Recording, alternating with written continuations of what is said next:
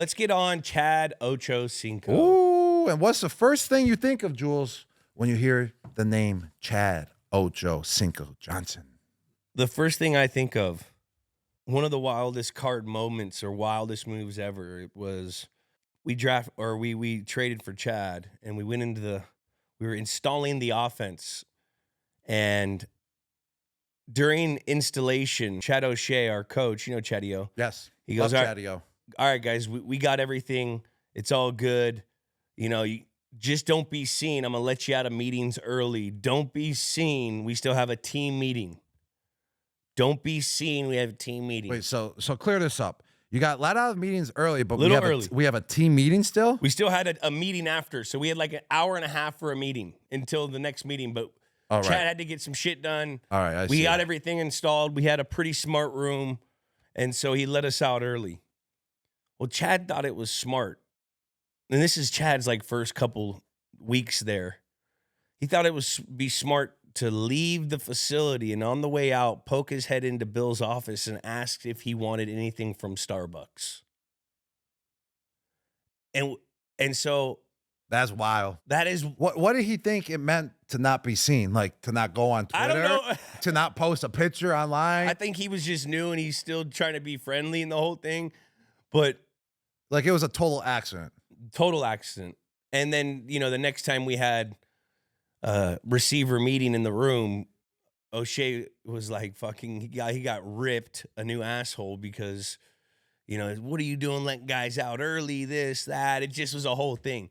Just a wild, like he didn't understand, but that's what I thought of. Like, man, Chad's crazy. The whole kiss the baby thing, the whole, it's real. He just goes off of what he feels. Off of his instincts. What do you think of when you think of Ocho? Well, first off, the name change. You got to love it. He was one of the most entertaining players, in our generation while we were growing up. Yeah, for sure. Cincinnati Bengals, that's for sure. I truly believe he's a Bengal for life. He played for a couple other teams after, but 100% Bengal for life. He kind of put that wide receiver, position on the map in that era to continue the streak going of being kind of, spontaneous, entertaining, a little bit of drama as well, but also so good at the game of football that he can pull it off and, not be a problem child at all. In some cases, I would say possibly, but just overall, he was so good at the game of football. He was so quick that he could pull off all that dancing that he was doing. He could pull off all that trash talk that he was doing. He could pull off all those antics off the field during the offseason that he was doing, going, playing soccer with the MLS teams, kicking extra points as well during the preseason games. I mean, this guy had talent, and he had so much talent that he could be a wild card dude whenever he wanted because of that type of talent that he had. And you got to appreciate that as well, because it's just cool, man, to see just someone be themselves. That's who he is, He is. It's not like he was doing it for a show, which it was a show, but he was truly doing it because that's just how he was born. And you got to respect that aspect of his game and of who he is. He was like the first guy with 1 million followers on Twitter in the NFL, I think. Tom absolutely hated that he was on Twitter because he was Mr. Twitter. He had like 3 million followers. The second highest person was like 200,000 in the NFL, and this is in 2012. He got traded to the New England Patriots, and he was always on Twitter still. And Tom and Coach Belichick were just always grilling him like, "Oh, you get off freaking Twitter. Get off Twitter. It doesn't help you in the game of football." But it never really, I would say, what am I trying to say? Affected his game. Twitter was just. Back then, they just acted like it did, Yeah, but we just did things differently in New England, and he didn't comply to it. The point is where I'm getting to is now Tom is Mr. Instagram and Mr. Twitter now, and so or Mr. X. So that was the point I was getting to. Tom is Mr. X. Well, another thing, it was always known that he loved McDonald's. Mm-hmm. What's your take on that? I mean, that's kind of freaky that you could just eat McDonald's and still do that. He ate McDonald's for most of his career, and he also said it helped his body callous for football. Yeah, I guess. I mean, there's only one guy that could possibly do this. I mean, there's a lot of players that sometimes eat fast food, but I'm talking like Chad did it on a daily basis, breakfast, lunch, dinner, and I saw him. He went to that corner store right on Route 1, right next to Gillette Stadium. There's a McDonald's there. Yeah, it's the halfy. It's halfy. It's half in the McDonald half liquor store thingy. He would go there, and he's always in the drive-thru. And I saw him one time. He pulled up, and he was eating the fish fillet sandwich. I like the fish fillet though. What's your favorite thing at McDonald's? The coffee, bro. You like the coffee They there? got legit coffee there. I don't really eat McDonald's. If I do, I get the double cheeseburger, and I just take the patties off of the bread, and I just eat the Smash 'em? hamburger patties with the cheese on it. don't like the and bread? Just smash them. I mean, I think it's safe to just eat the meat, you know? What about the McGriddle? Oh, breakfast. They got legit breakfast. Sausage, egg, The and cheese? pancakes, the pancakes are on fire. So I'm a breakfast guy at McDonald's. Yeah. I'm not going to really eat, their lunch or dinner. Or No anything. Big Mac? No Big Mac. Like, if I do get the Big Mac, like I said, I'm just eating the patties only. But it's just impressive, though. Chad ate that McDonald's every All the single time. day. Every single day. All His the body time. was just a machine. I mean, I guess if you get used to it, your mind is just going to know what to do with that type of, nutrition. So hats off to Ochocinco. He's crazy. He would like race animals. Didn't he race a horse? He doesn't care. He'll fight anyone. Mm-hmm. Chad is so. What do you think you could beat a horse in a race? No chance. I mean, would you ever race a horse? No chance. A horse and I have one thing in common, Jules, and I'm not going to tell you what it is. Just use your wild imagination. I can understand. Thank you. I understand. Thank you. Well, he raced a horse for a charity, Feed the Children. He had a 100-meter start, and he beat the horse, which, props to him. He's silly, always just doing silly things, man. He did silly things, but what people like when we were playing, he had elite feet. Mm-hmm. Like his footwork was quicker than anyone I knew, and we caught him on the tail end of his career, and he still had some really insanely quick feet. Meaning he could get in and out of breaks for how tall he was at 6'1". He was he was a skinnier guy, but usually when you're 6'1", it's harder for you to get in and out of breaks. But you watch his comebacks, his releases, like he was always the separation king at the top of route, at the beginning of route. He was an elite receiver. Now, with all the antics and stuff, we all remember him because that's probably because he didn't win. But he was a fucking elite receiver that had a lot of production for a long time in this league. He was so quick. He had the best releases in the game as well. And like you said, I think he was the quickest play. He had the quickest feet in the game of football. It was like pop, pop, pop, pop, pop, pop, pop, pop, pop, pop, pop, pop, pop, pop. He would go side to side with it as well. So I'm sure he's a great line dancer as well. He won Dancing with the Stars. Did he? Fourth? Came in fourth? All right. There's one thing that's always certain, he said, and that's death, taxes, and 85 going to always be open. Always open. You got to love him for that. And he was always open. Besides when he got to New England, Jules, he was struggling a little bit there. Why do you think he struggled? I just think he struggled because, just the complicity of the playbook a little bit. I feel like he had the freelance to do whatever he wanted to do in Cincinnati, and then when he got to New England, it was more of a structure. Like, this is what you got to do. This is how you get open. It's not like you're going to be able to just freelance and play backyard football. I feel like he played backyard football a little bit more with the Cincinnati Bengals. Tom wanted it like that, but possibly he wanted to do it like that, but he couldn't do it like that because Tom wanted it like that. I mean, it just didn't really work out to the T that, we wanted it to. Obviously, what Coach Belichick wanted it to, and as teammates as well. But there's one thing, though, that we know. We got blessed with the presence of Chad 100%. Ochocinco for that whole entire year. And that's what is more important, is just to be around a great dude and just to see, how he carried himself, too. Just one of the greatest wide receivers of the game.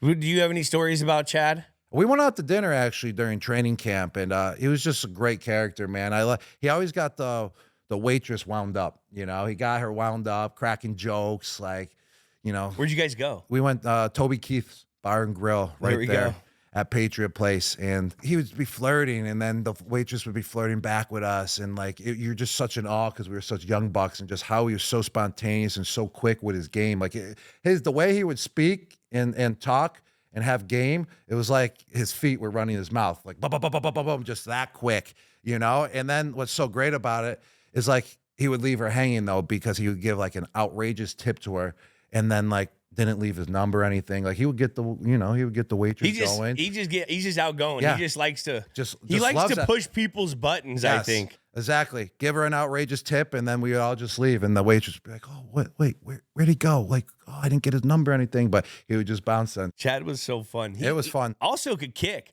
He had a big soccer background, and I think that's probably what helped him with such great feet, quick feet that he had.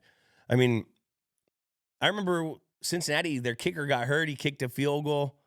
He kicked a couple field goals. I think he kicked a 30-yarder. He played in soccer leagues. I think he tried to play in a professional league at one point. He tried out for the Kansas City MLS team during the 2011 NFL lockout. And while he was trying to do that, I was doing my wild dude shit, Jules. I was at the University of Arizona during that lockout, and I was at the pool parties dancing up on the stage and everything at the pool parties. I was freaking pounding beers, and everyone was like, "Oh, you're going to be in big trouble by Coach Belichick after the lockout." But what did I do? I showed up, and I was just as wild out on that football field in training camp, baby. That was my favorite offseason was after my rookie year because we didn't have to go in at all. At all. And I got to be wild as possible because I had a little bit of money. I was 21 years old, and I was just running around college campuses just being an absolute wild maniac. It was the greatest offseason of my career, no doubt about that. What did you do during the lockout, Jules? I just told you what I was doing. I actually took a couple classes at Kent. I was in LA, trained out here. Didn't we have like a fucking we had like a couple team practices at BC during the lockout? Remember that? When Brady called a couple? We did. We had about 3 practices at BC. That was really cool. That just shows the leadership of Tom, just how wild of a leader he was. Tom wasn't a wild card. He was a wild leader. And that just shows, why he's, one of the greatest player to play. Could Chad kick the field goal kick of destiny for that you do everywhere? Yeah, 100%. So easy? Yeah, he kicked an extra point in a preseason game, which that's a lot harder than kicking the kick of destiny. I mean, I don't have a line. No one's snapping it. The ball's just sitting there on a tee for you. And it's easy. Just a layup. And frickin' I missed twice. So Chad Ochocinco, I actually need you for the kick of destiny. I'm actually not doing it this year, but in the future, I'll possibly be doing it again. So I want Chad Ochocinco as my coach or my replacement for the kick of destiny. Now, how far is the kick of destiny? 25 yards. So it's 25 yards. I was kicking it on the 15-yard line. And so how far do you think they would have to handicap Chad's kick because he can kick it better? So we'd have to bring. I would say he would have to kick a 40-yarder. A 40? Yeah. I think he got 40 easy though. I mean, but no. He does have 40 easy, but that's the point. I've missed the last 2 years, so we need someone to make it now. Okay. And we want him to make it as well for the fans out there and for FanDuel and for just the kick of destiny. But what about his TD celebrations as well? He was one of the best in the game. He wore the gold jacket that said Future Hall of Fame 2000 with 2 question marks as a post-touchdown celebration. How about the cheerleader proposal? I actually got to take some tips from you because I'm now dating a cheerleader. I've been Chad Ochocinco. So you proposed in the first freaking 4 seconds you met her, which is pretty impressive. So call me up. I need some tips, brother. And then he was putting the football like a damn golf ball as well when he took the pylon. Did you do that ever? I never done that, man. My craziest TD celebration was just spiking the ball. Or actually when I was, the one in London as well, when I did the booty shaking. Yeah. That was pretty impressive. Then you did the soldier. I did, yeah. The soldier of guarding the Buckingham Palace. Buckingham Palace walk. Yes. Yeah. Now he took the camera once and was filming. This was like the full generation of overly celebrated, crazy, get your popcorn ready celebrations by receivers. Remember, like Joe Horn, he was taking cell phones out. You got Chad doing everything Chad's doing. T.O. and his celebrations. I mean, this was like the era where they were getting fined. They were getting penalized for it too. They didn't they didn't care, but it was still fun. That was the no fun league at the time. It was. I remember that when everyone was translating NFL as to be the no fun league because they kept finding Ochocinco and all the other guys that were being entertaining, to the fans. So James Harrison or Ochocinco, they're fighting here soon. Super Bowl weekend, MMA style. Who are you going with? It's MMA style. I'm going with obviously James Harrison. The thing is that this is how crazy Chad is. Why the fuck are you fighting James Harrison, who I think he knocked him out of a game once? James Harrison is a freak of nature. He's just gonna get a hold of Ochocinco and just break him in half. Does Ocho think that he's going to box him? Ochocinco's going to have, boxing is a different story. It's different. This isn't boxing, he can be quicker. though. This is MMA now. This is MMA style. Like, James can put his hands on him and do whatever he wants to do to him. James plays volleyball with like 80-pound balls. Remember when he throws it over the thing? Yeah, he does. So you know he can catch motherfuckers. Yeah, Ochocinco's wild. He's wild. I love it, though. Keep being wild, Ocho. Time. Let's go. What kind of dude is Chad Ochocinco, ladies and gentlemen? What Jules? kind of dude is Chad Ochocinco? Come on now. I wouldn't really say freak. I mean, his feet were freaky. Freaky feet. Yes. Dude. Yeah, he was, man. He was all about the guys. He brought us out to dinner. Yeah, he always invited us. When he was in New England, invited everyone around. He was a dude's dude, no doubt about that. Wiz. Yeah, I wouldn't really go that far because, like I said, I think he struggled with our playbook a little bit. As so did I. I didn't even play my rookie year because I didn't know our playbook. Yeah. It's tough. It's a very tough playbook. He's got a dog in him too. I mean, he don't care. Does. He'll freaking challenge anyone to anything. I mean, he raced a horse. He'll box you. He doesn't care. But I think he's a stud. I think he's a stud as well. I feel like that's the feet, field goal. Look how he's doing off the field now. He's a lovable guy. But he's a stud to me. Mm-hmm. He is a stud. I mean, just the way he presented himself on the field and off the field. That's when you know you're studly. Yeah. And he was so fast, and he was such a stud that he had to race a horse because horses are studs. So that makes Chad Ochocinco a stud. A stud keeps the girl waiting at the bar. Yes. Like he did. Yes. Knows that, sure. He could have probably took the little lady on a date, but just did it just to, I don't know. He's a stud. Just to be a stud. On 3, 1, 2, 3, stud.